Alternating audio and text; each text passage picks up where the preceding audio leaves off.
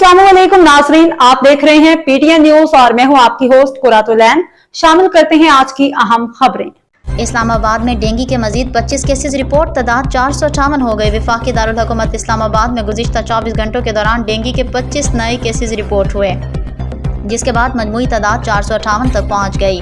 DHO के मुताबिक 18 cases दही और 7 शहरी इलाकों से रिपोर्ट हुए। नए मरीजों में से 21 को अस्पताल में दाखिल किया गया है।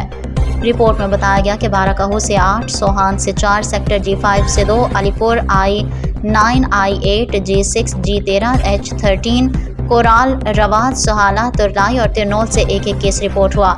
इंतजामिया ने बताया कि डेंगू सर्वेलेंस टीमों ने जिला इंतजामिया के साथ मुतासरा इलाकों का दौरा किया और 486 मकामात का मुआयना करके 15 मुस्बत हॉटस्पॉट्स की निशानदेही की गई। हॉटस्पॉट्स पर मुतलका असिस्टेंट कमिश्नर्स ने कार्रवाई की। मजीद बताया गया है कि इस्लामाबाद में डेंगू के खिलाफ 40,000 सरगर्मियां अंजाम दी गईं। 27 मरीजों के घरों और 1129 इर्द गिर्द मकानात में स्प्रे किया गया और डेंगू का फैलाव रोकने के लिए 176 मकामात पर फॉगिंग की गई। न्यूज स्टूडियो से फिलवक्त के लिए इतना ही। मजीद खबरों और अपडेट से बाखबर रहने के लिए देखते रहें PTN न्यूज।